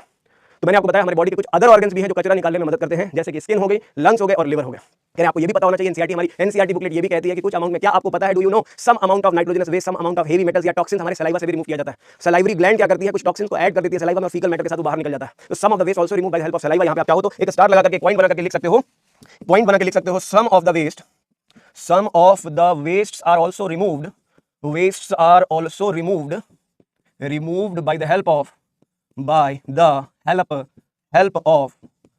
some of the waste are also removed by the help of saliva also। ये सलाइवा भी हेल्प करती है कुछ अमाउंट में वेस्ट निकालने में। ये एक्स्ट्रा एडिशनल पॉइंट है। क्या कुछ वेस्ट बॉडी से सलाइवा से निकाले जाते हैं? आप बोलोगे yes, some of the waste are removed by the help of saliva, some nitrogenous waste are also removed by the help of saliva. Sweat में सॉल्ट, यूरिया, लैक्टिक एसिड और water होता है। सेबम या जिसे ऑयली सीक्रेशन कहते हैं, ये hydrocarbon, sterol और वैक्सेस होता है। प्लस ये स्किन के ऊपर एक ऑयली सरफेस भी बनाता है, ये भी आप ध्यान रख सकते हो। ये हमारी स्किन का एक प्रोटेक्टिव सरफेस भी बनाता है, जो बैक्टीरिया को ट्रैप करने में मदद करता है, फॉरेन ऑर्गेनिज्म को हमारे स्किन पे, हमारे बॉडी के इनर ऑर्गन में एंटर करने से भी ट्रैप करता है, रोकता है। ये प्रोटेक्टिव सीक्रेशन भी होता है। तो ये प्रोटेक्टिव सीक्रेशन भी है, कचरा निकालने में भी मदद कर रहा है। ये हमारी बॉडी का कूलिंग मैकेनिज्म है, कचरा निकालने में मदद कर रहा है। सलाइवा का काम डाइजेस्टिव एंजाइम की तरह होता है, लेकिन कचरा निकालने में मदद कर रहा है। तो these are several organs which are not kidney but play important role in excretion, they are related with excretion. और ये है हमारे ऑर्गन्स का वो रोल जो कि एक्सक्रीशन से रिलेटेड। आज का पहला टॉपिक कंप्लीट। नेक्स्ट टॉपिक जो हमारा है उस पे आते हैं, डिसऑर्डर्स ऑफ एक्सक्रीटरी सिस्टम। ये वो पार्ट है जो हमारे एक्सक्रीटरी सिस्टम में बीमारियां या रिलेटेड डिसऑर्डर्स को एक्सप्लेन करता है। बहुत सारी बीमारियां मैं कुछ बताऊंगा, एनसीईआरटी वाली बीमारियां, कुछ एक दो ऐसी भी हैं जिनको एनसीईआरटी ने डिटेल में नहीं बताया, फिर भी मैं आपको यहां पे डिस्कस कर दूंगा। साथ डिस्कस करते हुए चलेंगे, कुछ नहीं छोड़ेंगे, एक भी बात नहीं छोड़ेंगे। अगर आपके एग्जाम से रिलेटेड कुछ भी इंपॉर्टेंट होगा तो जरूर पढ़ाऊंगा, मैं उसे छोड़ूंगा नहीं। कोई जल्दबाजी मुझे नहीं है, मैं आपका सिलेबस पूरा अच्छे तरीके से कंप्लीट करूंगा। आपको भी जल्दबाजी में चलने की कोई जरूरत नहीं, मुझे पता है कि कब तक आपका सिलेबस फिनिश करना है। इसलिए आप बस ध्यान लगा के, मन लगा के पढ़ते रहो। इस बैच का पूरा फायदा उठाओ, एक एक क्लास को अच्छे से निचोड़ो, एक एक बूंद को अच्छे से निकालो, जैसे गन्ने का रस निकालता है वो दुकान वाला। जब गन्ने का रस निकाला जाता है तो गन्ने को एक बार भेजा, एक बार जूस निकला, फिर भी उसे फेंक नहीं दिया, वापस फिर से उसे इंसर्ट किया, फिर जूस निकाला, फिर जूस निकाला, फिर जूस निकाला, तब तक जूस निकाला जब तक उससे जूस निकलता रहा। जब एकदम सूख जाता है तब उसे छोड़ा। इसका मतलब आप भी इस क्लास के सारे रस, एक एक रस को निकाल लो, तब छोड़ना जब आपको पूरा रस मिल जाए। एक एक सवाल लगाने की काबिलियत जब आ जाए, 180 आउट ऑफ 180 बस प्रॉमिस कर दो आप मेरे से, मुझे कोई टेंशन नहीं है। 180 में 180 लाना है, नीट में 180 में 180, अब की बार 700 पार। भाइयों और बहनों, अब की बार 700 पार लेकर के आना है बस। और 700 पार का टारगेट कर लिया, और अगर ले आए ना बेटा, मजा आ जाएगा। ये मजाक की बात नहीं है, बस सीरियस होकर के पढ़ो। बच्चे पूछते हैं कि सर क्या मैं अभी से पढ़ूं तो आ जाएगा? अरे तुम पढ़ो तो सही, आएगा बाद में देखा जाएगा। तुम मन लगा के पढ़ो तो सही। 6 महीने ये जो बच्चे 6 महीने तो नहीं बचे हैं, जनवरी फरवरी मार्च अप्रैल 4 महीना ये, और ये जो लास्ट चल रहा है दिसंबर 15 दिन, इसके भी खत्म हो चुके हैं लगभग। अब बचे हैं 13-14 दिन। तो अब अगर आप मान के चलो, अगर ये 13-14 दिन आपके पास इधर है और उधर 3 महीने 4 महीने मेनली हैं, तो आप 3 से 4 महीने में खाली आप मन से पढ़ो तो सही, डुबाओ तो सही अपने आप को, डूब जाओ उस सागर में, गोते लगाओ उस सागर में। बस ये 4 महीने हम भूल जाएं, अगर अपने आसपास का इधर उधर का कोई भी नेगेटिविटी नेगेटिव थॉट्स अपने दिमाग से निकाल दे। खाली लक्ष्य NEET 2024, NEET 2024, NEET 2024, NEET 2024, only 24/7 हमारे दिमाग में बस यही चले। अगर 7 दिन 24 घंटे केवल नीट 2024 का सपना लेकर के अगर आप चल रहे हो, तो इधर उधर की बात अपने आप नहीं आएगी। और अगर डुबो दिया अपने आप को इस पढ़ाई में, डूब जाओ। और मैं बता रहा हूं, इसे डूबने में आपकी मृत्यु नहीं होने वाली है, इसमें डूब के आप पार ही लगोगे। इस क्लास और इस पढ़ाई में अगर डूबोगे, पढ़ाई में डूब गए अगर इस 4.5 महीने, तो आप कहीं ना कहीं पार लगोगे। ये पढ़ाई जाया नहीं जाएगी, ये पढ़ाई वेस्ट नहीं जाएगी। आप पहुंचोगे अपने उस जगह, उस स्थान पर जिसके लिए आप इंतजार कर रहे हो। लेकिन आप डूबो तो आप सोचो मत ज्यादा कि मैं करूं तो होगा कि नहीं होगा। आप पहले करो, आप केवल करो। नुकसान तो नहीं हो रहा ना भाई पढ़ने से। पढ़ने से नुकसान क्या हो रहा है आपका? कोई नुकसान नहीं होगा। पढ़ लो, कहीं ना कहीं जरूर अप्लाई होगा भाई। एग्जामिनेशन हॉल में जब बैठोगे तो यही दिन याद आएंगे। जब एग्जामिनेशन हॉल पेपर सामने होगा ना, तो यही दिन आएंगे। इसलिए इस समय को वेस्ट मत करो बेटा। शुरू करते हैं डिसऑर्डर्स ऑफ एक्सक्रीटरी सिस्टम। ये जो डिसऑर्डर्स ऑफ एक्सक्रीटरी सिस्टम है आपका, इस डिसऑर्डर की बात करते हैं, बीमारी की बात करते हैं। किडनी से रिलेटेड डिसऑर्डर्स में आप सबसे पहले देखो, अगर आपकी किडनी ठीक से काम नहीं कर रही है तो उससे बहुत सारे डिसऑर्डर्स हो सकते हैं। पहले मैं आपको कुछ डिसऑर्डर्स बता देता हूं, कुछ गिवन, कुछ एनसीईआरटी में, कुछ नॉट गिवन। लेकिन शुरुआत करते हैं सबसे पहले डायबिटीज से। डायबिटीज की केवल लाइन लिखी है एनसीईआरटी ने, किस बीमारी को डायबिटीज कहते हैं। पहले मैं आपको डायबिटीज का मतलब समझा दूं, फिर आप समझोगे डायबिटीज के आगे की कहानी। तो डायबिटीज क्या होता है? जब कोई चीज अनकंट्रोल्ड हो जाती है, अनकंट्रोल्ड हो जाए, अनकंट्रोल्ड हो जाए। जब आपके बॉडी में कोई भी कंडीशन जिसको आप कंट्रोल नहीं कर पा रहे, अनरेगुलेटेड हो जाए, अनचेक्ड हो जाए। कह रहे जब कोई चीज आपके शरीर में अनचेक्ड हो जाए, अनरेगुलेटेड, अनकंट्रोल्ड हो जाए, तो उसी को कहते हैं हम डायबिटीज। और ये जो डायबिटीज होती है, एक होती है इसे कहते हैं डायबिटीज मेलिटस, डायबिटीज मेलिटस। एक होता है डायबिटीज मेलिटस और दूसरा का होता है डायबिटीज इंसिपिडस। कौन सा? Diabetes insipidus, insipidus. तो एक तो मैंने बता दिया आपको कि डायबिटीज का मतलब क्या होता है। डायबिटीज का मतलब होता है अनकंट्रोल्ड, अनरेगुलेटेड, अनचेक्ड। कह रहे जब यही मेलिटस लिखा हो तो मेलिटस का मतलब होता है हनी। मेलिटस मतलब होता है हनी, हनी शहद या शुगर। मतलब जब बॉडी में शुगर अनकंट्रोल्ड हो जाए, जब बॉडी की शुगर अनकंट्रोल हो जाए, अनचेक्ड हो जाए, अनरेगुलेटेड हो जाए, मतलब आप अपनी बॉडी की शुगर को रेगुलेट नहीं कर पा रहे, तो ऐसी सिचुएशन में इसे कहते हैं डायबिटीज मेलिटस। और जब यही इंसिपिडस टर्म हम यूज करते हैं, तो यहाँ इंसिपिड का मतलब होता है, इंसिपिड का मतलब होता है डाइल्यूशन। क्या होता है इसका मतलब? होता है डाइल्यूशन। मतलब जब यूरिन का डाइल्यूशन बढ़ जाए, जब आप अपने बॉडी का वाटर रेगुलेट नहीं कर पा रहे, वाटर अनकंट्रोल हो गया, एक्सेसिव वाटर लॉस कर रहे हो, फ्रीक्वेंसी यूरिनेशन की बढ़ गई है, एक्सेसिव लॉस ऑफ वाटर, आप अपने बॉडी से वाटर का बहुत ज्यादा लॉस कर रहे हो, हाइपर डाइल्यूटेड यूरिन प्रोड्यूस कर रहे हो, डाइल्यूटेड यूरिन प्रोड्यूस कर रहे हो। ऐसे में आप 18 से 21 लीटर तक वाटर लॉस कर सकते हो, litres per day loss of water. जो लॉस ऑफ वाटर है वो बॉडी से विद यूरिन, यानी इतनी यूरिन इंसान प्रोड्यूस कर रहा है, इतनी यूरिन की अमाउंट बढ़ चुकी है, 18 से 20 litre 21 litre urine per day produce कर रहा है कोई पेशेंट, तो इसे कहते हैं इंसिपिडस। और यहाँ पे कहानी है शुगर, हनी। तो कह रहे अगर आपकी बॉडी में ग्लूकोज का लेवल आप रेगुलेट नहीं कर पा रहे, ग्लूकोज को बैलेंस करने वाला एक हार्मोन होता है जिसे कहते हैं इंसुलिन। एक हार्मोन है जो ब्लड में ग्लूकोज के लेवल को मेंटेन करता है, जो प्रोड्यूस होता है पैनक्रियास की बीटा सेल से, इंसुलिन। अगर वो हार्मोन प्रोड्यूस नहीं हो रहा, अगर ग्लूकोज का लेवल अनचेक्ड हो जाए, अनरेगुलेटेड, अनकंट्रोल हो जाए, तो if the unwanted there is increase blood sugar level, blood sugar level अब नॉर्मली बढ़ रहा है, लेवल ऑफ शुगर बहुत ज्यादा बढ़ रहा है, शुगर आप रेगुलेट नहीं कर पा रहे हो, इसे कहते हैं हाइपरग्लाइसीमिया। क्या कहते हैं इसको? हाइपरग्लाइसीमिया। मतलब जब आपकी बॉडी में बिना खाए, खाना आप नहीं खा रहे हो, फिर भी ग्लूकोज का लेवल अनकंट्रोल हो गया। नॉर्मली बॉडी में ब्लड ग्लूकोज को मेंटेन करता है कौन? इंसुलिन नाम का हार्मोन, लेकिन अभी इंसुलिन प्रोड्यूस नहीं हो रहा है। तो मेनली अगर मेन रीजन यहाँ पे देखें, मेन कॉज जिसे कहते हैं, मेन कॉज जो अगर हम कहेंगे तो इसका मेन कॉज है इंसुलिन डेफिशिएंसी। इंसुलिन की डेफिशिएंसी इसका मेन कॉज है। जहां पे इंसुलिन की कमी हो गई है, इंसुलिन जो पैनक्रियास की बीटा सेल से प्रोड्यूस हो रहा था वो डिस्ट्रॉय हो गया है, उसका डिस्ट्रक्शन हो गया है, destruction of beta cells, destruction of beta cells जो पैनक्रियास की हैं, ऑफ पैनक्रियास, जो पैनक्रियास की बीटा सेल है वो डिस्ट्रॉय कर गई है। या फिर एक रीजन ये है, या फिर जो इंसुलिन के रिसेप्टर जो हमारी बॉडी में टिश्यू में जो लिवर सेल है, वहां पे जो ग्लूकोज का मेटाबॉलिज्म करने के लिए इंसुलिन के रिसेप्टर्स होते हैं, वही रिस्पॉन्ड नहीं कर रहे। इंसुलिन तो प्रोड्यूस हो रहा है लेकिन वो रिसेप्टर ही रिस्पॉन्ड नहीं कर रहा। मतलब लिवर में, पैनक्रियास ने तो इंसुलिन प्रोड्यूस किया, लेकिन वो हार्मोन जब लिवर पे जा रहा है तो लिवर रिस्पॉन्ड ही नहीं कर रहा। ओवरवेट की वजह से कई बार ये ओबेसिटी सबसे बड़ा कॉज है लिवर सेल के नॉट रिस्पॉन्डिंग का। लिवर सेल अगर रिस्पॉन्ड नहीं करे तो वहां मोटापा सबसे बड़ा रीजन होता है। आप देखोगे इंडियंस में या उन लोगों में जिनमें ओवरवेट लोग ज्यादा है, जिनका वेट नॉर्मल वेट से ज्यादा है, उन लोगों में लिवर का फंक्शन डिसफंक्शनिंग की वजह से उनमें भी डायबिटीज देखी जाती है, देखी जा सकती है बड़ी आसानी से। तो या तो कह रहे एक मेन कॉज है इंसुलिन डेफिशिएंसी, दूसरा लिवर रिसेप्टर जो लिवर सेल में ब्लॉकेज या damage, not responding, non responding receptors, non responding insulin receptors. Liver cell के जो इंसुलिन रिसेप्टर्स हैं वो इंसुलिन रिसेप्टर्स काम नहीं कर रहे हैं। ऐसे में क्या होगा? ग्लूकोज का लेवल बढ़ता जाएगा, बढ़ता जाएगा, बढ़ता जाएगा, एक लिमिट से बाहर निकल जाएगा, अब नॉर्मल हो जाएगा। And now the glucose will start appearing in the urine, glucose appear in the urine, glucose will appear with urine, it will come out with urine, urine में मीठापन आ जाएगा। और इसके लिए टर्म यूज किया जाता है, इसके लिए टर्म यूज किया जाता है ग्लाइकोसूरिया। ग्लाइकोसूरिया, अगर कोई पूछे ग्लाइकोसूरिया क्या है, बताओगे जब शुगर ग्लूकोज में अपीयर, जब शुगर ग्लूकोज यूरिन में अपीयर होने लगे, यूरिन मीठी हो जाती है, मीठी हनी शुगर जब यूरिन में आने लगेगी तो उसी को कहते हैं क्या? उसी को कहते हैं ग्लाइकोसूरिया। तो ये सिम्टम है, this is the symptom, this is the indicator of diabetes mellitus. किसका इंडिकेटर है? It is the indicator of diabetes mellitus. तो मेलिटस क्या है ये क्लियर हो जाना चाहिए आपको कि डायबिटीज मेलिटस क्या है। इंसिपिडस क्या है, डाइल्यूशन बढ़ा दिया। कह रहे डाइल्यूशन कैसे बढ़ा, अगर एडीएच की डेफिशिएंसी हो जाए, एडीएच डेफिशिएंसी, अगर किसी के बॉडी में एडीएच नाम के हार्मोन की डेफिशिएंसी हो जाए, कैसे डेफिशिएंट हो जाएगा, पोस्टीरियर पिट्यूटरी जहां से एडीएच ब्लड में रिलीज किया जाता है, उसी साइट को डिस्ट्रॉय कर दिया जाए, उसी में बॉम्ब ब्लास्ट करके उसे उड़ा दिया जाए, पोस्टीरियर लोब ऑफ पिट्यूटरी अगर डैमेज हो जाएगी तो एडीएच का सीक्रेशन बंद हो जाएगा। तो यहां से अगर एडीएच का सीक्रेशन बंद हो जाएगा तो आप लिख सकते हो destruction of posterior lobe of pituitary. Posterior lobe जो पिट्यूटरी ग्लैंड में पोस्टीरियर लोब है वो डिस्ट्रॉय हो जाए तो उसी को कहते हैं क्या, डायबिटीज इंसिपिडस। वो पेशेंट जिसमें ऐसी बीमारी होगी उसके शरीर में भी अनकंट्रोल्ड है, ये शुगर को कंट्रोल नहीं कर पा रहा, यहाँ वाटर कंट्रोल नहीं हो रहा, और ऐसे में यूरिन में बहुत ज्यादा वाटर लॉस होगा। ऐसे पेशेंट लगभग 18 से 20 लीटर 25 लीटर तक यूरिन पर डे प्रोड्यूस करते हैं, मतलब इन्हें बहुत पानी अपने बॉडी में देना पड़ता है कंपनसेट करने के लिए, नहीं तो ये सर्वाइव नहीं करेंगे। तो ये दो तरह की डायबिटीज आपके सामने है। सबसे पहले मैंने आपको ये बताया डायबिटीज सबसे पहला, यार इसके अलावा भी बीमारियां और भी डिजीज है, ये मेन है। या एंडोक्राइन सिस्टम वाले चैप्टर में भी फिर से आएगा, वहां पे आप फिर से समझ लोगे, रिवीजन हो जाएगा, बार बार पढ़ो और बार बार सीखो। क्वेश्चन गलत नहीं होना चाहिए, ध्यान रखेंगे, क्वेश्चन गलत नहीं होना चाहिए, ध्यान रखेंगे। इसके अलावा जो दूसरे डिसऑर्डर्स हैं, उनका भी नाम बता देता हूं। एक टर्म होता है जिसे कहते हैं ग्लोमेरुलोनेफ्राइटिस। ग्लोमेरुलोनेफ्राइटिस नाम से समझो, ग्लोमेरुलो मतलब ग्लोमेरुलस, नेफ्रॉन के पास जो ग्लोमेरुलस वाली जगह, वहां आइटिस हो गई। आइटिस का मतलब आईआईटी नहीं कर लिया, आइटिस का मतलब इन्फ्लेमेशन। क्या कहते हैं इसको, इसे कहते हैं इन्फ्लेमेशन ऑफ ग्लोमेरुलस। जो ग्लोमेरुलर पार्ट है किडनी का नेफ्रॉन में, वो ग्लोमेरुलस इन्फ्लेम कर गया। इन्फ्लेमेशन मतलब स्वेलिंग, इन्फेक्शन हो गई है वहां पे। तो कह रहे इसका दूसरा नाम ब्राइट्स डिजीज भी है। ग्लोमेरुलोनेफ्राइटिस को ब्राइट्स डिजीज भी कहा जाता है। नेम ऑफ द डिस्कवरर के बेसिस पे इसका नाम ब्राइट्स डिजीज भी रखा गया है। इसे ग्लोमेरुलोनेफ्राइटिस कहते हैं। इन्फ्लेमेशन ऑफ ग्लोमेरुलस हुआ है इन्फेक्शन की वजह से। इसका मेन कॉज जो होता है, कॉज्ड बाय बैक्टीरियल इन्फेक्शन। इसका जो मेन कॉज है, it is caused by bacterial infection, इसका सबसे मेन कॉज है। और उस बैक्टीरिया का नाम है स्ट्रेप्टोकोकस। कौन सा, स्ट्रेप्टोकोकस नाम का बैक्टीरिया है। ये बैक्टीरिया बहुत ही कॉमन है जो ग्लोमेरुलोनेफ्राइटिस कॉज कर सकता है। और इसकी वजह से क्या होता है, ग्लोमेरुलर फिल्ट्रेशन में प्रॉब्लम आती है, फिल्ट्रेशन से रिलेटेड डिसऑर्डर्स हो सकते हैं, या फिर इसका रिजल्ट होता है पस फॉर्मेशन, पाई यूरिया इसे कहते हैं, अपीयरेंस ऑफ पस, पाई यूरिया या फिर हीमेट्यूरिया। ब्लड में यूरिन अपीयर होगा, या यूरिन में ब्लड अपीयर होगा, हीमेट्यूरिया। पस फॉर्मेशन, यूरिन में पस अपीयर होगा। पेनफुल यूरिनेशन होगी, क्या होगी, पेनफुल यूरिनेशन।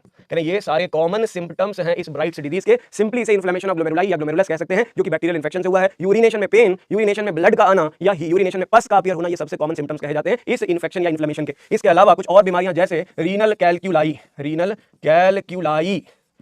कैलक्यूलाई नाम से समझे, कैल मतलब कैल्सिफिकेशन। तो कह रहे हैं किडनी के अंदर अगर कैलक्यूलाई टर्म यूज किया जा रहा है, इसे कहते हैं किडनी स्टोन्स। क्या कहते हैं, इसे कहते हैं किडनी में होने वाला स्टोन। अब देखो पत्थर आ चुका है किडनी के अंदर, किडनी में छोटे छोटे साइज के छोटे छोटे पत्थर के टुकड़ों जैसे कैल्शियम के क्रिस्टल्स यहाँ पे इकट्ठे हो जाते हैं, कैल्शियम ऑक्सलेट्स के क्रिस्टल्स इकट्ठे हो जाते हैं, किडनी स्टोन्स कहते हैं। क्या कहते हैं, किडनी स्टोन्स कहते हैं, जहां पे फॉर्मेशन ऑफ ऑक्सलेट्स क्या बन जाता है, ऑक्सलेट्स ऑफ कैल्शियम के ऑक्सलेट्स बन जाते हैं, which accumulate in the various parts of the urinary system, that accumulated in various parts of excretory system, excretory system ureter में, ब्लैडर में, या किडनी के पार्ट्स में, पेल्विस रीजन में ये अक्यूमुलेट हो जाता है। और इसे निकालने के मेथड को लिथोट्रिप्सी कहते हैं। लिथ का मतलब पत्थर जैसा, रॉक के जैसे केमिकल, यार उनको निकालना, उसको डिग्रेड करना केमिकली या लेजर के थ्रू, उन्हें कहा जाता है लिथोट्रिप्सी। बट सिंपल तरीके से बताऊं तो किडनी स्टोन का मतलब कैल्शियम के सॉल्ट्स या ऑक्सलेट्स का जमा हो जाना, जिसमें मेन कॉज जो होता है, one of the main cause जो कह सकते हो, one of the main cause body में कैल्शियम का या ऑक्सलेट्स का फॉर्मेशन तो है ही है। मेन कॉज जो होता है जब आप very low amount of water intake करते हो, ड्रिंकिंग ऑफ वाटर बहुत कम होती है, very low intake of water, जब पानी को बहुत कम मात्रा में आप शरीर में लेते हैं, तो ये इसका बहुत मेन कॉज है, जिसमें से जो सॉल्ट्स या केमिकल्स होते हैं ये बॉडी से पूरी तरह से निकल नहीं पाते, और ये डिफरेंट रीजन में धीरे धीरे करके एक्यूमुलेट होते होते छोटे छोटे पत्थरों का ग्रुप बन जाता है, स्टोन्स का ग्रुप बन जाता है, ऑक्सलेट्स का ग्रुप बन जाता है। ये कंबाइन होकर के क्या बना लेते हैं, ये स्टोन बना लेते हैं। इन्हीं को हम किडनी के स्टोन्स कहते हैं, इन्हीं को हम रीनल कैलक्यूलाई कहते हैं। Very low intake of water, पानी कम पीना, आवश्यकता से बहुत कम पानी पीना, इसका एक one of the main cause होता है। इसलिए पानी खूब पिए, प्रॉपर पिए, रह के पिए, लेकिन एक्सेसिव इतना भी ना ले कि आपकी गट उसे संभाल ही ना पाए। एक औसत वाटर का इंटेक मौसम के हिसाब से करना बहुत जरूरी है आपके बॉडी को रिहाइड्रेट करने के लिए। तो ये जो है तीसरी डिजीज जो मैंने बताई, और चौथी डिजीज आप लिखेंगे रीनल गाउट के नाम से जानी जाती है। रीनल गाउट कहते हैं इसे। गाउट का मतलब याद रखेंगे, यूरिक एसिड, याद रखेंगे, यूरिक एसिड का एक्यूमुलेशन हो जाता है। जब नेफ्रॉन के पार्ट्स में या किडनी में यूरिक एसिड एक्यूमुलेट कर जाती है, यूरिक एसिड की एक्यूमुलेशन हो जाती है, तो उसे हम गाउट कहते हैं, रीनल गाउट। ये गाउट आर्थराइटिस, अगर जॉइंट्स पे एक्यूमुलेट हो जाती है तो जॉइंट्स में इन्फ्लेमेशन कॉज करती है, उसे गाउटी आर्थराइटिस कहते हैं। गाउट का मतलब हमेशा याद रखेंगे, जहां भी गाउट टर्म आएगा, गाउट टर्म का इस्तेमाल जहां भी किया जाएगा, उसका मतलब यूरिक एसिड की एक्यूमुलेशन है। अगर जॉइंट्स में है तो वो आर्थराइटिस कॉज करेगा, अगर किडनी में है तो उसे रीनल गाउट कहेंगे। यूरिक एसिड अगर एक्स्ट्रा, जैसे कि आप जानते हो यूरिक एसिड पेस्ट के फॉर्म में होता है, ये पेलेट्स के फॉर्म में होता है, तो ये अगर जमा होने लगता है टिश्यूज में, बहुत ज्यादा एक्यूमुलेट होने लगता है, तो किडनी के पार्ट्स में अगर एक्यूमुलेट हो रहा है तो इसी को हम कहते हैं रीनल गाउट। तो ये चार जो बीमारियां थी, एक डायबिटीज से शुरू किया हमने, इन बीमारियों को डिस्कस कर लिया। अब आपके एनसीईआरटी ने कुछ दो बातें और इंपॉर्टेंट बताई, एक हीमोडायलिसिस के बारे में बताया है और एक किडनी ट्रांसप्लांटेशन। ये दो टॉपिक्स और भी हैं, इसको खत्म करेंगे और फिर पीवाईक्यू यूज करेंगे। फटाफट से समझ लेते हैं, जरा फटाफट से समझ लेते हैं। एक जो आपकी किडनी से रिलेटेड पॉइंट बताया है वो है आपका हीमोडायलिसिस। ध्यान से सुने, अगर if our kidneys our kidneys are not able to remove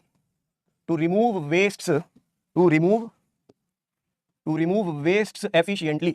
अगर किडनीज जो हैं are not able to remove waste very effectively या एफिशिएंटली, किडनी से नॉर्मली जितना वेस्ट निकल जा रहा था वो नहीं निकल पा रहा है, तो if it is not removed properly या एफिशिएंटली, इसके लिए टर्म यूज किया जाता है किडनी फेलियर। क्या कहते हैं इसको? जैसे हमने हार्ट फेलियर पढ़ा था, मैंने बताया था कि हार्ट फेलियर का मतलब क्या होता है, जब हार्ट सही से ब्लड को पूरी बॉडी में पंप नहीं कर पा रहा, जितने नंबर उसे चाहिए तो उतने नंबर नहीं ला पा रहा, जितने पासिंग मार्क चाहिए तो वो नहीं ला पा रहा। उसी तरह से जब किडनी में ब्लड आता है फिल्ट्रेशन के लिए और किडनी उसे ठीक से नहीं रिमूव कर पाती, एफिशिएंट वेस्ट रिमूवल नहीं कर पा रही किडनी, तो इस प्रॉब्लम के लिए हम टर्म यूज करते हैं क्या? इसे कहते हैं किडनी फेलियर। फेल हो रही है किडनी भाई साहब, धीरे धीरे काम खराब हो रहा है। और ऐसे में क्या होता है, there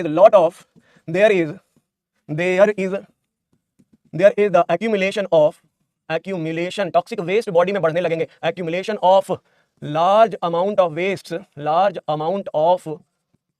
waste in our body। Waste body में क्या होंगे? किडनी ठीक से नहीं निकल पा रही है, तो ऐसे में there is accumulation large amount of waste in our body। क्या होने लगेगा? बॉडी के अंदर खूब सारा वेस्ट इकट्ठा होने लगेगा, जिसमें से यूरिया इंक्रीज करने लगेगी ब्लड में। There will be increase urea level in blood में यूरिया की अमाउंट बढ़ जाएगी, इसे कहते हैं यूरेमिया। दूसरे नाइट्रोजनस वेस्ट भी बढ़ जाएंगे, ओवरऑल नाइट्रोजनस वेस्ट बॉडी में बढ़ जाएंगे, इसे कहते हैं azotemia. Increase nitrogenous waste in body के अंदर नाइट्रोजनस वेस्ट बढ़ने लगेगी, नाइट्रोजनस वेस्ट की अमाउंट बढ़ जाएगी इन बॉडी, और इसके लिए टर्म यूज किया जाएगा एजोटेमिया। और उसी एजोटेमिया का पार्ट होगा आपका यूरेमिया। यूरिया इंक्रीज करके ये बॉडी में, इसे निकालना पड़ेगा सही तरीके से, अगर नहीं निकालेगी तो कुछ दिनों के बाद आपके दूसरे ऑर्गन डैमेज होने लगेंगे और भाई साहब जिंदगी खत्म हो जाएगी। तो उस जिंदगी को बचाने के लिए हमारे पास एक रास्ता है ऐसे लोगों के लिए, हीमोडायलिसिस। उन लोगों की जिनकी किडनी ठीक से नहीं काम कर रही है उनके लिए हीमोडायलिसिस एक वरदान साबित हुआ है, एक वरदान की तरह है ये हीमोडायलिसिस। इसे कहते हैं आर्टिफिशियल किडनी। हीमोडायलिसिस का दूसरा नाम है, इसे हम कहते हैं आर्टिफिशियल किडनी कहते हैं। हीमोडायलिसिस को हम आर्टिफिशियल किडनी कह रहे हैं, जो नेचुरल किडनी नहीं कर पाई उसके लिए हमने मशीन बना ली, एक डिवाइस बना ली, आर्टिफिशियल किडनी से कहा जा रहा है। इसे हम हीमोडायलिसिस कहते हैं, जिसका इस्तेमाल करके हम ब्लड को शरीर से बाहर निकाल करके फिल्टर कर लेते हैं। शरीर से बाहर निकाल करके ब्लड में से कचरा बाहर निकाल लिया जाता है और ब्लड को वापस भेज दिया जाता है। तो कब किया जाता है? जब किडनी ठीक से काम नहीं कर रही है, ऐसे में आप हीमोडायलिसिस कर सकते हो। लेकिन इस हीमोडायलिसिस की कुछ प्रॉब्लम्स है। इसका फायदा तो ये है आर्टिफिशियल किडनी का, जिसमें हम बॉडी से बाहर ब्लड को निकाल करके waste can be removed, waste are removed by taking blood outside the body, body से बाहर निकाल करके, आउट ऑफ द बॉडी। उस पेशेंट की बॉडी से ब्लड को बाहर निकाला जा सकता है इस आर्टिफिशियल किडनी की मदद से, और वेस्ट को रिमूव किया जा सकता है। और ये वरदान है उन लोगों के लिए जिनकी किडनी ठीक से काम नहीं कर रही। लेकिन इसका कुछ नुकसान भी है, इस डायलिसिस करने वाले पेशेंट में किडनी ठीक से काम नहीं कर रही है, ध्यान से सुने, किडनी ठीक से काम नहीं कर रही है, और ऐसे में हम इस हीमोडायलिसिस का इस्तेमाल कर रहे हैं। ये एक कॉस्टली मेथड है, इट इन्वॉल्व्स द कॉस्ट। ये कॉस्टली मेथड है, इसे कॉस्ट चाहिए और एक टाइम टेकिंग है, और टाइम लगभग 18 से 20 घंटे 18 to 20 hours in a week. एक हफ्ते में 18 से 20 घंटे का टाइम चाहिए, अलग अलग स्लॉट में 4 से 6 बार 4 से 6 घंटे के लिए उस पेशेंट के बॉडी का ब्लड निकाल करके उस ब्लड को फिल्टर किया जाता है इस आर्टिफिशियल मेथड से, जिसको कॉस्टली और टाइम टेकिंग माना गया है। हाँ, ये वरदान है, हाँ ये बेनिफिशियल है, ये वेस्ट को बॉडी से बाहर निकाल देता है। लेकिन इसके दो ड्रॉबैक भी यहाँ पे इंपॉर्टेंट है, कॉस्टली भी और टाइम टेकिंग भी है, प्लस किडनी ठीक से काम नहीं कर रही है। ऐसे केस में किडनी के हार्मोन्स भी ठीक से रिलीज नहीं होंगे। Kidney is non functional, kidney is not working properly. Dialysis वाले केस में kidney is not working properly, तो प्रॉपर फंक्शन ना होने की वजह से, ध्यान से सुने, किडनी ठीक से काम नहीं कर रही है भाई लोग। और किडनी अगर काम नहीं कर रही है, ऐसे में किडनी के जो हार्मोन्स होंगे वो भी प्रोड्यूस नहीं होंगे। जो जेजी सेल्स हैं, उन जेजी सेल्स से मैंने आपको बताया था एक हार्मोन रिलीज होता है रेनिन, उस रेनिन का सीक्रेशन अफेक्ट होगा। किडनी से दो और हार्मोन प्रोड्यूस होते हैं। नीट का एक सवाल था, पहले पूछा हुआ है, हम पढ़ेंगे इसको एंडोक्राइन वाले चैप्टर में। एक हार्मोन है जिसका नाम है कैल्सीट्राइयोल। ये फंक्शनल फॉर्म है विटामिन D3 का, विटामिन डी का ये फंक्शनल फॉर्म है जो हार्मोन में कन्वर्ट कर दिया जाता है, कैल्सीट्राइयोल कहते हैं। इसका भी सीक्रेशन किडनी की वॉल से होता है, ये भी डिक्रीज कर जाएगा, तो बॉडी में कैल्शियम का लेवल मेंटेन नहीं हो पाएगा, कैल्शियम की कमी हो जाएगी, डिक्रीज कैल्शियम इन बॉडी में कैल्शियम की कमी हो जाती है। और तीसरा एक और हार्मोन है जो सीक्रेट होता है, जिसका नाम है एरिथ्रोपोएटिन। ये हार्मोन भी किडनी से रिलीज होता है। ये तीन हार्मोन का रिलीज सप्रेस हो रहा है। एरिथ्रोपोएटिन क्या करता है? आरबीसी प्रोडक्शन कराता है, तो डिक्रीज अमाउंट ऑफ आरबीसी, हमारी बॉडी में आरबीसी का लेवल भी कम हो जाता है। मतलब ऐसे पेशेंट में अनीमिया भी हो सकती है, ऐसे पेशेंट में अनीमिया हो जाती है जिनमें डायलिसिस चल रही है, किडनी ठीक से काम नहीं कर रही है। उनके केस में इन हार्मोन्स की कमी आ जाती है, डिक्रीज लेवल ऑफ हार्मोन्स। क्या हो जाएंगे? Decrease level of hormones. और ऐसे लोग जिनके बॉडी में हार्मोन्स, ये तीन हार्मोन्स की कमी होगी, उनके रेनिन की कमी मतलब ब्लड वॉल्यूम का रेगुलेशन अफेक्ट होगा, कैल्शियम का लेवल कम हो जाएगा और आरबीसी की अमाउंट कम हो जाएगी, एनीमिया हो जाएगी। तो क्वेश्चन पूछा गया था एक बार, नीट 2019 का सवाल था ये, कि अगर कोई पेशेंट डायलिसिस पे तो उसमें कौन सी कंडीशन हो सकती है? तो ये कंडीशन बहुत ही कॉमन है। तो हम कह रहे हैं वेस्ट तो निकाल ले रहे हैं, लेकिन ये कॉस्टली है, टाइम टेकिंग है, और ये प्रॉब्लम्स भी हो रही है उस इंसान को, तो हमें इसका सॉल्यूशन जल्द से जल्द निकालना पड़ेगा। नहीं तो अगर किडनी परमानेंट डैमेज हो जाएगी तो फिर हमारे पास कोई ऑप्शन नहीं बचेगा, केवल एक के किडनी ट्रांसप्लांटेशन का। मतलब अगर आपकी किडनी पूरी तरह से डैमेज हो जाए तो बेस्ट मेथड है किडनी ट्रांसप्लांटेशन। क्या है? अगर बेस्ट मेथड की बात करूं, if both kidneys have stopped their function, या if both kidneys are damaged suddenly, उनका काम बंद हो गया पूरी तरह से, damaged and not working, now both have stopped their work, दोनों किडनी ने काम करना बंद कर दिया, शट डाउन, पूरा कंप्लीट शट डाउन कर दिया, तो the only option is kidney transplantation, the only option is kidney transplantation. Kidney transplantation केवल लास्ट ऑप्शन बचेगा उन पेशेंट में जिनकी किडनी नहीं काम कर रही है। This will be the only and best option उन लोगों के लिए जिनकी किडनी ने काम करना बंद कर दिया। तो याद रखेंगे किडनी ट्रांसप्लांटेशन उन पेशेंट में जहां किडनी ने काम करना बंद कर दिया है, स्टॉप कर दिया है काम करना, वहां पे किडनी ट्रांसप्लांटेशन से ही बात बनेगी, आर्टिफिशियल किडनी से बात नहीं बनेगी। एक और बात कह रहे हैं, हीमोडायलिसिस किसी इंसान के वेस्ट तो रिमूव कर सकता है, लेकिन उसकी लाइफ को बहुत ज्यादा नहीं बढ़ा सकता। ये कुछ दिन और आपकी बॉडी से कचरा निकाल सकता है, कुछ दिन आपको सपोर्ट कर सकता है, कुछ दिनों तक जिंदा रख सकता है, लेकिन लाइफ लॉन्ग बेनिफिट नहीं दे सकता। लाइफ लॉन्ग बेनिफिट के लिए जाना पड़ेगा आपको किडनी ट्रांसप्लांटेशन पे। तो the best option is kidney transplantation, लेकिन इसके भी अपने चैलेंजेस हैं। बेस्ट ऑप्शन जो है वो है किडनी ट्रांसप्लांटेशन, लेकिन इसके अपने चैलेंजेस हैं। इसके लिए सूटेबल डोनर का मिलना जरूरी है। अगर डोनर सही नहीं मिला, बेटर डोनर नहीं मिला, अगर जिससे किडनी ली जा रही है वो सही डोनर नहीं है, क्लोज रिलेटिव हो, अपने फैमिली का मेंबर हो, तब तो बेस्ट है। ट्विंस है तब तो इससे बढ़िया हो नहीं सकता, लेकिन धरती पे सारे लोग ट्विंस मिलेंगे नहीं, लेकिन हाँ अगर फैमिली मेंबर है, जेनेटिकली रिलेटेड है, फैमिली का ही पार्ट है, तो इससे बेनिफिट होगा, ये आपके लिए हेल्पफुल हो सकता है। लेकिन अगर जेनेटिकली डिफरेंट इंडिविजुअल्स का किडनी ट्रांसप्लांट किया जाता है तो वहां पे चैलेंजेस आ सकते हैं। ब्लड ग्रुप डिफरेंट है तो चैलेंजेस आ सकते हैं। तो याद रखें डोनर मैच करना जरूरी है, नहीं तो ग्राफ्ट जो होता है वो फेल हो जाता है। ग्राफ्ट फेल हो जाता है मतलब आपका ऑर्गन ट्रांसप्लांट फेल हो जाएगा। तो इसीलिए जब किडनी ट्रांसप्लांट की जाती है ना किसी पर्सन से, किसी एक पर्सन से दूसरे पर्सन में, तो उनको इम्यूनोसप्रेसिव ड्रग दी जाती है। इम्यूनोसप्रेसिव ड्रग दी जाती है। जरा फटाफट से हम लिख लेते हैं। पहले मैं आपको समझा देता हूं, दोनों बातें समझानी है, किडनी ट्रांसप्लांट का और ये आपका डायलिसिस का। तो पहले डायलिसिस समझा देता हूं कैसे की जाती है। पहले मैं आपको हीमोडायलिसिस समझा देता हूं, फटाक से समझ लेंगे। हीमोडायलिसिस, हीमोडायलिसिस जिसे हम कहते हैं आर्टिफिशियल किडनी, क्या कहते हैं इसको? आर्टिफिशियल किडनी कहते हैं। तो इस आर्टिफिशियल किडनी की मदद से हम क्या करते हैं, उस पेशेंट का जिसके बॉडी में डिफेक्ट है, प्रॉब्लम है, उस इंसान के ब्लड को बाहर निकालेंगे। जिस इंसान के बॉडी में प्रॉब्लम है, जिसकी किडनी ठीक से काम नहीं कर रही है, उस इंसान का हमने ब्लड बाहर निकालना है। तो आप देखेंगे यहां से हम कुछ बातें फटाफट से समझ लेंगे जो बहुत आसान है समझने में। आपको कुछ नहीं करना है, आपको बस ये थोड़ी समझना है कि किसका हाथ है, ये बाहुबली का हाथ है, ये कटप्पा का हाथ है, आपको इस पे दिमाग नहीं लगाना है। ये हाथ किसी का भी हो सकता है, ये हाथ किसी का भी हो सकता है। बस समझना हमें ये है कि हमें इस इंसान का ब्लड निकालना है बाहर। हमने क्या किया, इस इंसान का ब्लड निकाला बाहर, इस इंसान का ब्लड हमने बाहर निकाल लिया। ये जो इंसान है इसका ब्लड हमने बाहर निकाल लिया।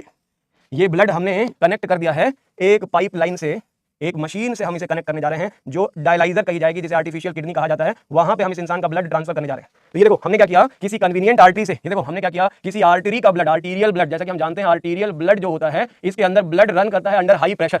अंडर हाई प्रेशर जो ब्लड का प्रेशर होगा वो हाई प्रेशर होता है, ब्लड का जो प्रेशर होता है वो हाई होता है। तो हमने क्या किया, आर्टीरियल ब्लड से आर्टीरियल ब्लड को बाहर निकाला, इस ब्लड को फिल्ट्रेशन के लिए निकाला और एक मशीन में अब इसे ट्रांसफर करने जा रहे हैं, एक मशीन में ट्रांसफर करने जा रहे हैं। ये हमारी डायलाइसिस की मशीन है, यहां हम इस मशीन में इसे ट्रांसफर करेंगे।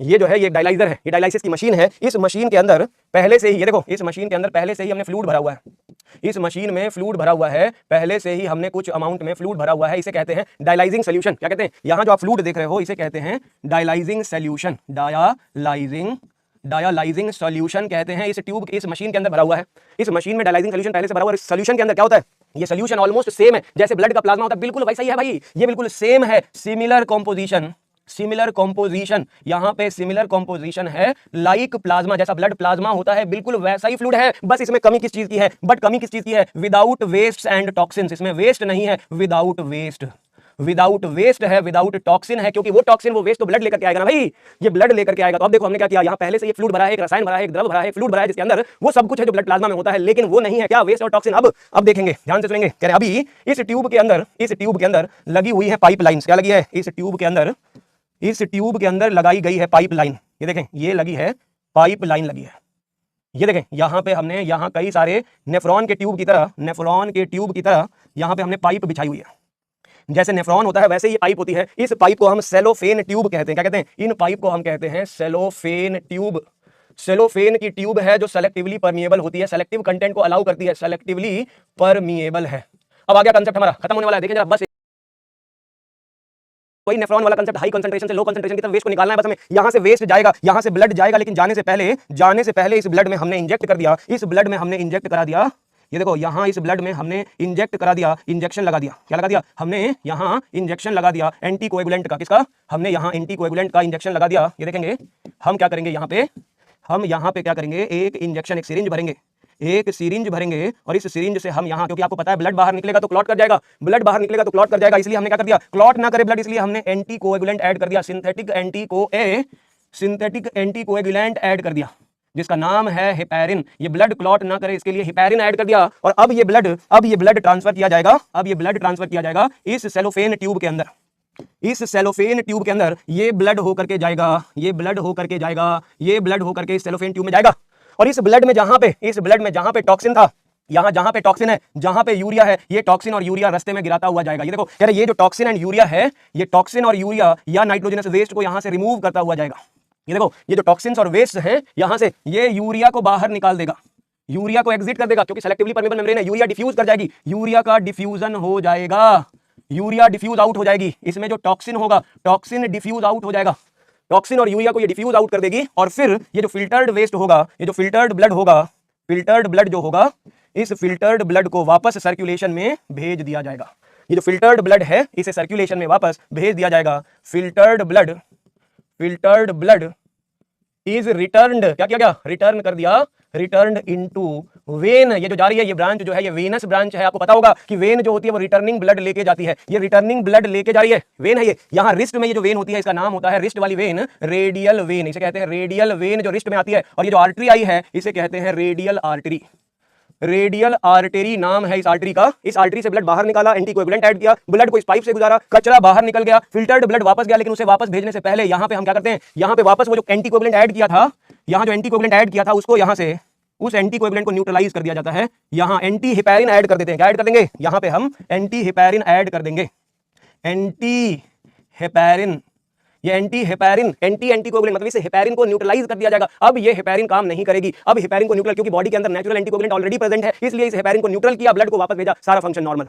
करिए इस इंसान के कचरे को निकालने का तरीका, ब्लड बाहर निकाला, इन ट्यूब्स से गुजरा, कचरा छोड़ दिया, फिल्टर्ड ब्लड वापस चला गया। बीच में दो बातें और, एक बार हेपेरिन मिलाया और एक बार हेपेरिन को न्यूट्रलाइज किया, एक बार एंटीकोएगुलेंट ऐड किया, एक बार एंटी एंटीकोएगुलेंट ऐड किया, एक बार हेपेरिन और फिर वापसी के समय एंटी हेपेरिन। ब्लड को क्लॉट करने से बचाने के लिए हमने यहाँ हेपेरिन डाला, उसके बाद उस हेपेरिन को न्यूट्रलाइज कर दिया। जब ब्लड बॉडी में जाएगा तो हेपेरिन नॉन फंक्शनल हो जाएगी, अपने बॉडी में नेचुरली हेपेरिन पाया जाता है, इसलिए हमें किसी बाहरी हेपेरिन की जरूरत नहीं पड़ेगी।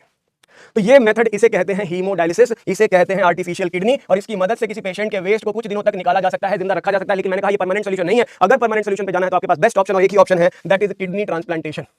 Kidney transplantation is the best option, kidney transplants, यानी this is the best option for those patients, best option for those patients where kidney function suddenly stopped, kidney function stopped completely, kidney function is stopped। तो उन लोगों में जिसमें kidney का function stop हो जाए, best option है kidney transplantation. Donor का मिलना मुश्किल होता है, लेकिन इसमें क्या किया जाता है, इस चैलेंज को दूर करने के लिए ऐसे पेशेंट्स को इम्यूनोसप्रेसिव ड्रग दिया जाता है, इम्यूनोसप्रेसिव ड्रग्स का इस्तेमाल किया जाता है। आर गिवन टू पेशेंट्स जो किडनी ट्रांसप्लांट करवा रहे हैं अपना, उन लोगों में immunosuppressive drugs are given to patients to prevent graft rejection. Question में ये भी पूछा जा सकता है, वैसे तो आपने बॉटनी में पढ़ा होगा या बॉटनी में पढ़ते हो आप, कौन सा ऐसा केमिकल है जो दिया जाता है ग्राफ्ट रिजेक्शन को दूर करने के लिए, तो आप याद रखोगे ट्राइकोडर्मा पॉलीस्पोरम से ऑब्टेन होने वाला एक केमिकल जिसे कहते हैं cyclosporin A, cyclosporin A which is obtained from a fungus that is the Trichoderma polysporum। तो this is the immunosuppressive drug cyclosporin A given to patients to suppress the जो graft rejection है। इंसान के शरीर में किसी दूसरे का ऑर्गन ट्रांसफर करते ही क्या होगा, बॉडी में इम्यून सिस्टम एक्टिव हो जाएगा। किसी दूसरे का ऑर्गन ट्रांसफर करते ही बॉडी का डिफेंस सिस्टम एक्टिव हो जाएगा और वो डिस्ट्रॉय कर देगा उस फॉरेनर को, दूसरे के ऑर्गन को डिस्ट्रॉय कर देगा। तो कह रहे हैं इस रिजेक्शन को बचाने का बेस्ट तरीका है, साइंटिस्ट ने कहा ऑर्गन ट्रांसप्लांट करके पहले जिंदगी बचाते हैं, इम्यूनिटी को थोड़ा सप्रेस कर देते हैं, उसके आर्मी सेल्स के एक्टिवेशन को थोड़ा न्यूट्रलाइज कर देते हैं। जब बॉडी में किडनी पूरी तरह से सेट हो जाएगी तो फिर बॉडी धीरे धीरे रिकवर कर लेगी। लेकिन किडनी खत्म हो गई तो बॉडी में कचरा इतना टॉक्सिन हो जाएगा कि उस इंसान की डेथ हो जाएगी। तो हम डेथ को प्रिवेंट करने के लिए बॉडी में इम्यूनिटी को कमजोर कर देते हैं बाय गिविंग दिस साइक्लोस्पोरिन ए, जो कि एक एंटी इम्यूनिटी केमिकल कहा जाता है, इम्यूनोसप्रेसिव केमिकल कहा जाता है। तो ये है आपके बॉडी के एक्सक्रीटरी ऑर्गन्स, ये है आपकी बॉडी के एक्सक्रीटरी ऑर्गन्स के वेस्ट। कौन-कौन से वेस्ट है वो हमने पढ़ा, हमने वेस्ट निकालने के तरीके पढ़े, हमने मैकेनिज्म ऑफ यूरिन फॉर्मेशन पढ़ा, मैच्यूरेशन को पढ़ा, हमने पढ़ा काउंटर करंट मैकेनिज्म, हमने पढ़ा regulation of the kidney function, कौन-कौन से हार्मोन्स किडनी को कंट्रोल करते हैं उसके बारे में पढ़ा, हमने बात करी role of other organs for excretion, और फाइनली हमने किडनी रिलेटेड डिसऑर्डर्स और किडनी ट्रांसप्लांटेशन से रिलेटेड जो छोटी-छोटी बातें आपकी बुक में दे रखी है एनसीईआरटी में, उतना सफिशिएंट बता दिया जितना कि आपके एनसीईआरटी में दिया है, प्लस एनसीईआरटी से बाहर भी हो सकता है, क्वेश्चन पूछे जाए तो उसे भी आप कर सकते हो, एकदम फिनिश कर लोगे। कैसे पता चलेगा कि आपने जो पढ़ा है वो सही पढ़ा है कि नहीं, प्रीवियस ईयर के क्वेश्चन करके पता चलेगा। लगातार कर लेते हैं फटाफट से क्वेश्चन जो पिछले 10 सालों में 5 से 10 सालों में जो क्वेश्चन पूछे गए हैं पिछले, उन पीवाईक्यूज को आज डिस्कस कर लेते हैं फटाफट से। पहला सवाल जो आपकी स्क्रीन पर आ रहा है देखते हैं उसको, देखते हैं पहले सवाल को कहना क्या चाहता है। Nitrogenous waste excreted in the form of pellet और पेस्ट। मैंने बताया है कि जिसको वाटर कंजर्वेशन करना होगा, जिसको अपने बॉडी से वाटर नहीं करना होगा, नो वाटर लॉस, एक भी अमाउंट वाटर का वो लॉस कंपनसेट नहीं कर सकता, ऐसे जानवरों ने अडैप्ट किया है। पैवो, पीकॉक को कहते हैं पैवो, पीकॉक को कहते हैं पैवो। तो कह रहे हैं ये बर्ड हो गई, और बर्ड में मैंने बताया था यूरिक एसिड प्रोड्यूस होती है, बर्ड्स में जो वेस्ट होता है वो होता है यूरिक एसिड। तो यूरिक एसिड यहां भी निकलता है। ऑर्निथोरिनकस, ये होते हैं डक बिल्ड प्लैटिपस, ये होते हैं डक बिल्ड प्लैटिपस, ऑर्निथोरिनकस। इसके अलावा अगर आप बात करते हैं सैलामेंड्रा, ये है एम्फीबिया, सैलामेंडर है एम्फीबिया, और ये हिपोकैम्पस सी हॉर्स है, ये फिश है। अब कह रहा है कि waste excreted in the form of pellet और पेस्ट, तो पेस्ट के फॉर्म में कौन निकलता है, ये हो गई बर्ड से, तो प्लैटिपस हो गया मैमल, प्लैटिपस हो गया मैमल, ये एम्फीबिया और ये सी हॉर्स हो गया फिश। तो आंसर बना हमारा, बहुत ही आसानी से आप कर लो। एनिमल किंगडम का क्वेश्चन हो सकता है ये, या फिर आपके इस चैप्टर एक्सक्रीशन का भी क्वेश्चन, जहां चाहो वहां रिलेट करो, पूरी बायोलॉजी आपस में लिंक है, ये लिंक होती हुई दिखाई दे रही है। अगला सवाल कहता है करेक्ट कौन है पहचानो। एंजियोटेंसिन 2 एक वैसोडायलेटर होता है। एंजियोटेंसिन 2 एक वैसोडायलेटर, रॉन्ग, वैसोकॉन्स्ट्रिक्टर होता है, कॉन्स्ट्रिक्टर होता है, तो ये रॉन्ग हो गया पहला स्टेटमेंट। दूसरा स्टेटमेंट कह रहा है counter current pattern of the blood flow is not observed in Vasa रेक्टा, wrong हो गया, ऑब्जर्व्ड होगा। Reduce glomerular filtration rate activate जेजी सेल्स, करेक्ट होगा। और एएनएफ इंक्रीज करता है ब्लड प्रेशर, रिड्यूस करता है वैसोडायलेटर, तो आंसर बन जाएगा हमारा थर्ड ऑप्शन, बिल्कुल करेक्ट ऑप्शन। अगला सवाल देखते हैं। Increase in osmolarity of outer and inner medullary interstitium, जैसा कि हम जानते हैं ये हमारी किडनी है, ये हमारा कॉर्टेक्स और ये हमारा मेडुला, कह रहे हैं यहां से कह रहे हैं ऑस्मोलैरिटी जब आप डाउन की तरफ आते हो कॉर्टेक्स से मेडुला की तरफ, तो वो कौन मेंटेन करता है, तो close proximity between Henle's loop and Vasa रेक्टा help करती है, काउंटर करंट मैकेनिज्म बनाती है, दोनों हेल्प करती है। बाकी दोनों ऑप्शन रॉन्ग बन जाएंगे, तो हमारा फर्स्ट टू ऑप्शन 1 एंड 2 सही होगा, आंसर बन जाएगा थर्ड ऑप्शन करेक्ट ऑप्शन। कौन सा ऑप्शन करेक्ट होगा, थर्ड ऑप्शन करेक्ट ऑप्शन बनेगा। अगला सवाल, which of the following factor is responsible for formation of concentrated urine, urine को कॉन्सेंट्रेटेड बनाने वाले हार्मोन के बारे में बात हो रही है, फैक्टर्स की बात हो रही है, तो कह रहे हैं कॉन्सेंट्रेटेड कौन बनेगा, low level of ADH, ADH high होगा भाई, जब एडीएच हाई होगा तब वाटर का एब्जॉर्प्शन होगा, तब कॉन्सेंट्रेटेड यूरिन प्रोड्यूस होगी, maintaining hyper osmolarity toward the inner medullary interstitium in the kidney. तो आपको याद होगा मैंने बताया था जितना कंसंट्रेशन हाई होगा यूरिन में जो फिल्ट्रेट जो जा रहा है उधर से ज्यादा वाटर एब्जॉर्ब होगा, और इसी बेस पे यूरिन की ऑस्मोलैरिटी बढ़ जाएगी, हाइपर ऑस्मोटिक हो जाएगा। तो आंसर क्या बन जाएगा, second option will be correct. यहां पे आप सेकंड ऑप्शन कर सकते हो। अगला सवाल, यूज ऑफ आर्टिफिशियल किडनी, यही वो सवाल है नीट 2019 की जो मैं बात कर रहा था। आर्टिफिशियल किडनी हीमोडायलिसिस अगर हो रहा है तो क्या हो सकता है ऐसे पेशेंट्स में, उन लोगों में जिसमें आर्टिफिशियल किडनी का इस्तेमाल किया जाए, क्या हो सकता है। Nitrogenous waste buildup in body, नहीं हम तो निकाल रहे हैं ना, वही तो निकाल रहे हैं डायलिसिस की मदद से, नॉन एलिमिनेशन ऑफ पोटेशियम हम निकाल पा रहे हैं, हमने इसीलिए तो इस्तेमाल करा है डायलिसिस का। डायलाइजर क्या कर रहा है, बॉडी में जो एक्सेस केमिकल है उनको निकाल पा रहा है, लेकिन किडनी नहीं बचा पा रहा है, क्योंकि उस इंसान की किडनी काम नहीं कर रही, और ऐसे में कैल्शियम का एब्जॉर्प्शन नहीं हो पा रहा, कैल्सीट्रायोल की कमी हो गई है। कैल्सीट्रायोल अब्जॉर्प्शन ऑफ कैल्शियम में हेल्प करता है, और एनीमिया हो जाएगी जहां पे आपका एरिथ्रोपोएटिन नाम का हार्मोन रिड्यूस हो गया, मतलब ये दोनों ऑप्शन करेक्ट हो जाएंगे, C and D both are correct, तो answer will be third, answer हो जाएगा थर्ड ऑप्शन। अगला सवाल कहता है match the item given in column 1 और 2 को मैच करें। ग्लाइकोसूरिया, कई बार किया है आपने ये क्वेश्चन, मुझे लगता है तो पहले भी बताया हुआ आपको। Presence of glucose in the urine, A का एस हो जाएगा, ए का एस हो जाएगा। गाउट का मतलब हो गया जहां पे यूरिक एसिड आ जाएगी, बी का पी हो गया। रीनल कैल्कुलाई का मतलब जहां पे सॉल्ट बढ़ गया, सी का क्यू हो गया, और डी का आर हो गया, इन्फ्लेमेशन ऑफ ग्लोमेरुलाई, आंसर बन गया फोर्थ ऑप्शन।